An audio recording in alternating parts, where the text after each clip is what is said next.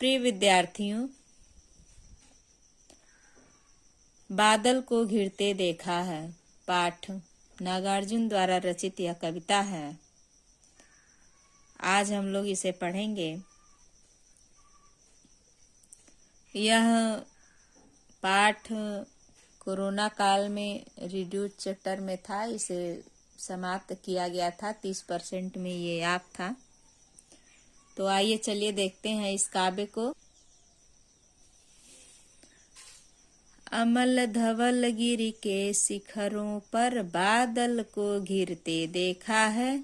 छोटे मोटे मोती जैसे अतिशय शीतल भारी कणों को मान सरोवर के उन स्वर्णिम कमलों पर गिरते देखा है।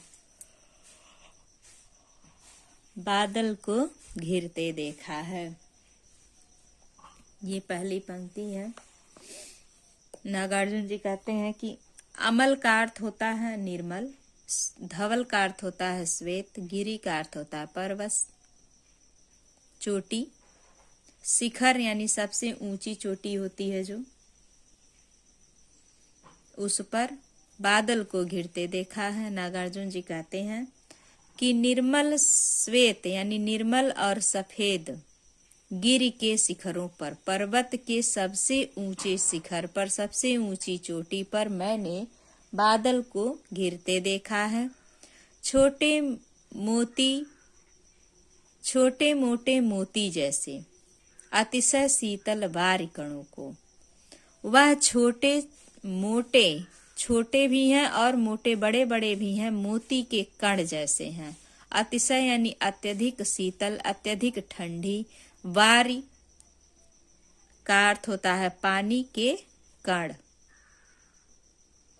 पानी के कणों को कह रहे हैं कि वह अत्यंत छोटे छोटे मोती के समान, छोटे मोटे मोती के समान, अत्यधिक शीतल यानी ठंडी जल के कणों को मान सरोवर के उन स्वर्णिम कमलों पर गिरते देखा है।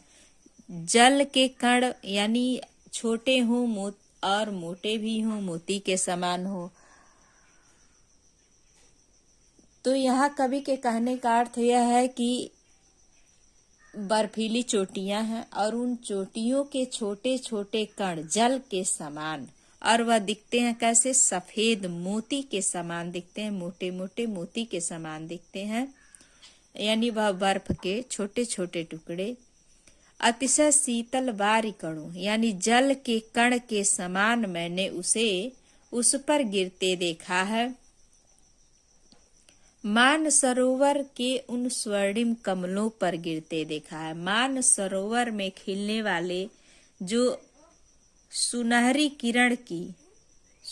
किरण पड़ने से कमल खिलते हैं, उन पर मैंने उसे गिरते देखा है। तुंग हिमालय के कंधों पर छोटी बड़ी कई झीलों के श्यामल शीतल अमल सलील में समतल देशों से आकर पावस की उमस से आकुल तिक्त मधुर विषतंतु खोजते हंसों को तिरते देखा है। बादल को घिरते देखा है। कहते हैं कि तुंग हिमालय के कंधों पर, तुंग का अर्थ होता है ऊंचे, हिमालय के कंधे यानी जो हिमालय के कंधे हैं वह अत्यंत ऊंचे हैं। ऊंचे कंधों वाले हिमालय की चोटी पर कई झीलें यानी छोटे छोटे गड्ढों के रूप में कई झीलें हैं। श्यामल शीतल अमल सलील में, श्यामल का अर्थ होता है सांवला या फिर काला कह लीजिए। शीतल का अर्थ होता है शुद्ध, ठंडा। अमल का अर्थ होता है निर्मल। अ और मल अलग करेंगे तो अ का अर्थ होता है नहीं मल, इसमें जिसमें मल ना हो यानी कि जो निर्मल हो। सलील में यानी कि जल में, श्यामल और ठंडे निर्मल जल में, समतल यानी मैदानी क्षेत्रों में, मैदानी देशों से आकर के, पावस की उमस से आकुल। पावस का अर्थ होता है वर्षा की उमस यानी वर्षा ऋतु के समय उमस से व्याकुल, आकुल यानी व्याकुल। तिक्त तिक्त मधुर विषतंतु खोजते हंसों को तीरते देखा है। तिक्त का अर्थ होता है तीखे, विष तंतु का अर्थ होता है कमल के तंतु, यानी जो कमल दंडी के रेशे होते हैं उसे कहते हैं। यानी मधुर सुंदर तीखे और सुंदर कमल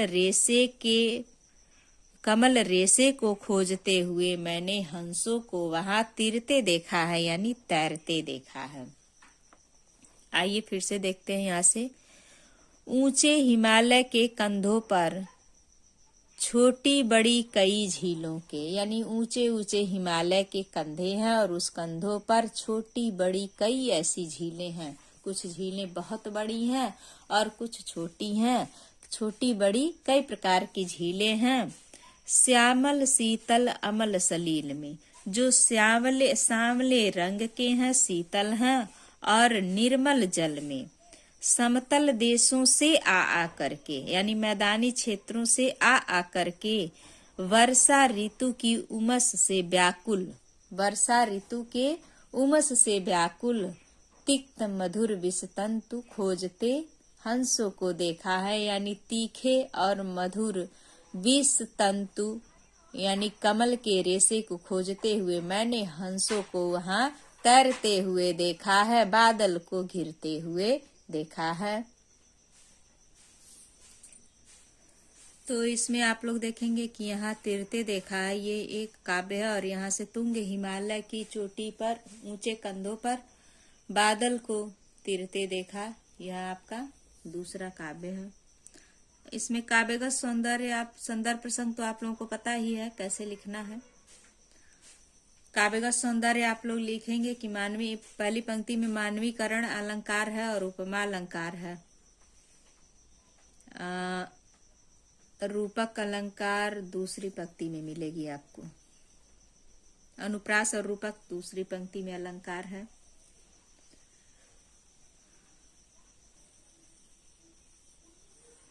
चित्रात्मक शैली है, भाषा मधुर है।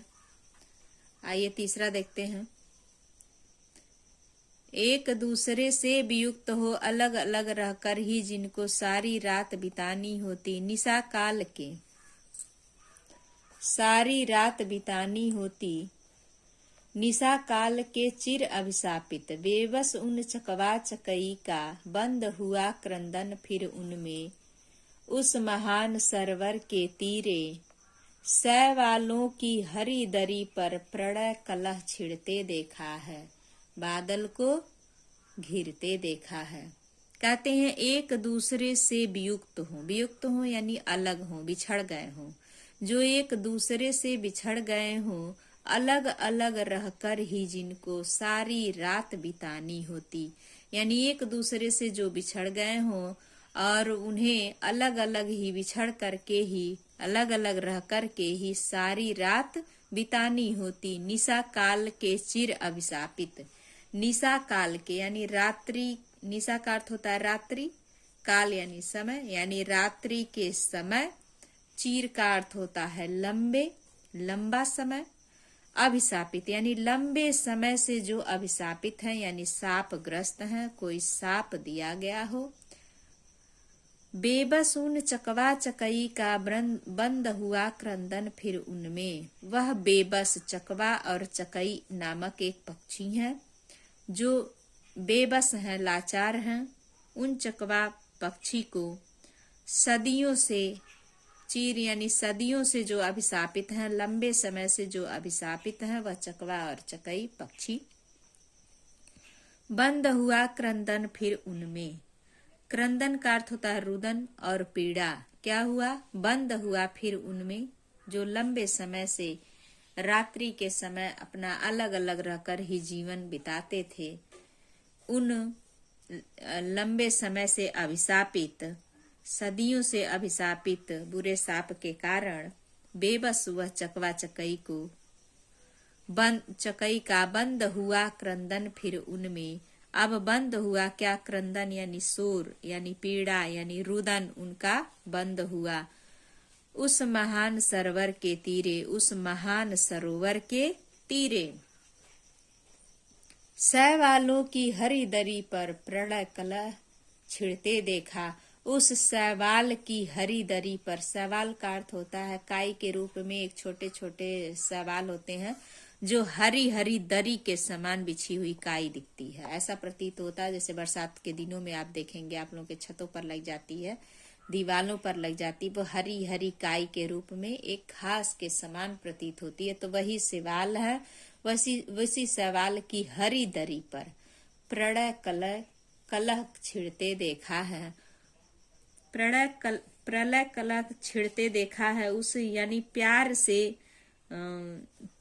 प्यार से कलह का अर्थ ही होता है झगड़ा, यानी प्रणय कलह यानी प्यार के कलह को करते हुए मैंने वहां छिड़ते हुए मैंने देखा है, यानी प्रेम के कलह को मैंने वहां छिड़ते हुए देखा है। तो प्रस्तुत पंक्तियों में पुनरुक्ति प्रकाश अलंकार है, चित्रात्मक शैली है और रूपक अलंकार भी है, सरल मधुर सरस भाषा शैली है।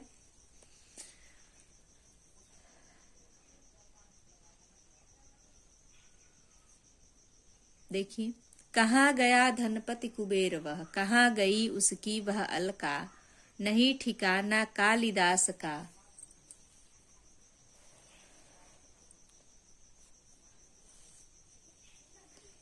कहाँ गया धनपति कुबेर वह, कहाँ गई उसकी अलका वह, कहाँ गई उसकी वह अलका, नहीं ठिकाना कालिदास का, व्योम वाहिनी गंगा जल का। प्रस्तुत पंक्तियों में नागार्जुन जी कहते हैं कि अब कहाँ गई अलकापुरी धनपति कुबेर। धनपति कुबेर किसे कहते हैं? कुबेर को कहते हैं देवताओं के बैंक मैनेजर हैं, ये देवताओं के बैंक हैं, ये धन है कुबेर। आप लोग सुने होंगे कुबेर देवता जो धन के देवता है, तो ये धन देवों के बैंक मैनेजर कह लीजिए, इन्हें बैंक ब्रांच कह लीजिए कुबेर जी को। तो कहाँ कहते हैं नागार्जुन जी की कहाँ गया धनपति कुबेर वह कुबेर धनपति कुबेर धनवान कवि कुबेर कहाँ गया, कहाँ गई उसकी वह अलका। अलका उसकी यानी कुबेर की राजधानी है अलकापुरी। उसी अलका को पूछते हैं कि वह अलका राजधानी कुबेर की राजधानी अलका कहाँ गई, नहीं ठिकाना कालिदास का। और वह कालिदास जिसमें कालिदास ने एक महाकाव्य लिखा है, एक काव्य लिखा था मेघदूत। मेघदूत को दूत बना, मेघ को ही दूत बना करके कालिदास ने इस अलकापुरी के कुबेर का वर्णन किया है। व्योम वाहिनी गंगा जल का कहते हैं नागार्जुन जी की कहाँ गया धनपति कुबेर वह, कहाँ गई उसकी वह अलका, नहीं ठिकाना कालिदास का। न तो मुझे धनपति कुबेर ही दिख रहे हैं और न ही अलका कुबेर की वह अलकापुरी राजधानी दिख रही है, न ही ठिकाना है, न हमें कहीं पता चल रहा है कालिदास का। व्योम वाहिनी गंगा जल का। व्योम वाहिनी यानी आकाश में घूमने वाली विचरण करने वाली जो गंगा है वह कहाँ गई, उस गंगा जल का भी कहीं पता नहीं है। ढूंढा बहुत परंतु लगा क्या मेघदूत का पता कहीं पर, कौन बताए यह यावर बरस पड़ाए होगा न यहीं पर। कहते हैं कि ढूंढा बहुत परंतु नहीं ठिकाना। व्योम वाहिनी यानी कि आकाश में वहन करने वाली, आकाश में विचरण करने वाली जो गंगा जल है वो कहाँ गई नहीं पता। बहुत ढूंढा लगा क्या मेघदूत का पता। मेघदूत, अब देखिए कहानी यहाँ से है। कालिदास ने मेघदूत काव्य लिखा था। मेघदूत संस्कृत में एक ग्रंथ चलता है जिसमें मेघ को ही दूत बना करके, मेघ का अर्थ होता है बादल, बादल को ही दूत बना करके कालिदास ने अलकापुरी के नगरी में, अलकापुरी के नगरी में कुबेर की राजधानी अलकापुरी है, उसी में यक्ष के द्वारा एक यक्ष और यक्षिणी, जो यक्ष अपने यक्षिणी से दूर हो गया था और वही मेघ के बादल के माध्यम से बादल को ही दूत बना करके अपनी यक्षिणी के पास संदेशा भेजा था। जैसे पहले कबूतर जा वाला चल रहा था कि कबूतर संदेशा लेकर के जा रहा था, उसी तरह से यह बादल दूत बन करके गया है। उसी को कह रहे हैं कि वह धनपति कुबेर कहाँ गया, उस अलकापुरी की नगरी अलका कहाँ चली गई कुबेर की, और कालिदास का कोई पता नहीं। आकाश में विचरण करने वाली, घूमने वाली जो गंगा नदी का जल है वो कहाँ चला गया। ढूंढा बहुत परंतु लगा क्या मेघदूत का पता कहीं पर। मैंने बहुत ढूंढा परंतु वह मेघदूत का ही नहीं पता लगा। कौन बताए वह यायावर बरस पड़ा होगा न कहीं पर। कौन बताए, यायावर का अर्थ होता है घुमक्कड़, यानी कि जो एक स्थान से दूसरे स्थान पर घूमते ही रहते हैं, विचरण करते रहते हैं, एक जगह स्थिर न रहे। तो कह रहे हैं कौन बताए कि वह यायावर यानी घूमने वाला वह बादल बरस पड़ा होगा न यहीं पर, कि क्या पता कि वह कहाँ गया, यहीं आकर के कहीं बरस तो नहीं गया। जाने दो वह कभी कल्पित था। फिर कहते हैं कि जाने दो वह कभी कल्पित था, यानी कल्पना के माध्यम से ये सारी बातें कहता था, कल्पना की थी कभी की। जाने दो वह कभी कल्पित था, जाने दो वह कभी कल्पना किया था। मैंने तो भीषण जाड़ों में गगनचुंबी कैलाश शीर्ष पर महामेघ को झंझा नील से गरज गरज भिड़ते देखा। मैंने तो जो वो अलकापुरी में कालिदास ने जिस मेघ का वर्णन दूत बना करके कहा था कि एक संदेश वाहक के रूप में मेघ को भेजा था, उस बात मेघ को तो अब जाने दो, किसी का पता नहीं।